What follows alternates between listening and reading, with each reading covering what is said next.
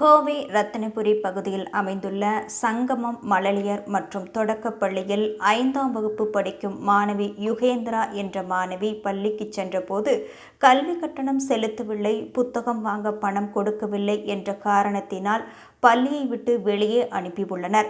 கடந்த 2 ஆண்டு காலமாக கொரோனா தொற்று காரணமாக பள்ளிகள் அனைத்தும் மூடப்பட்டிருந்தது.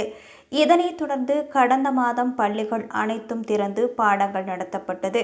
மேலும் முழு பரீட்சை எழுதி நிறைவுற்று கோடை விடுமுறை அளிக்கப்பட்டு கடந்த 13ஆம் தேதி பள்ளிகள் அனைத்தும் திறக்கப்பட்டது. இதனைத் தொடர்ந்து கோவை ரத்தினபுரி பகுதியில் அமைந்துள்ள சங்கமம் மழலையர் மற்றும் தொடக்கப்பள்ளி இருந்து வருகிறது. இங்கு படிக்கும் யுகேந்திரா என்ற மாணவி பள்ளிக்கு சென்றுள்ளார். பள்ளியில் ஆசிரியர்கள் கல்வி கட்டணம் செலுத்தவில்லை, தொடர்ந்து புத்தகமும் வாங்கவில்லை என்று பள்ளியை விட்டு வெளியேற்றியுள்ளனர்.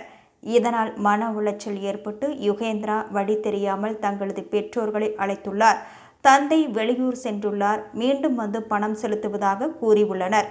இருந்த போதிலும் அவர்கள் மாணவியை பள்ளிக்குள் சேர்க்காமல் வெளியே அனுப்பி வைத்தனர். இச்சம்பவமானது அப்பகுதியில் பெரும் பரபரப்பை ஏற்படுத்தியுள்ளது. என் பேர் யுகேந்திரா, சங்கம் மெட்ரிகுலேஷன் படிக்கிறேன், 5th ஸ்டாண்டர்ட். லீவ் விட்டாங்க.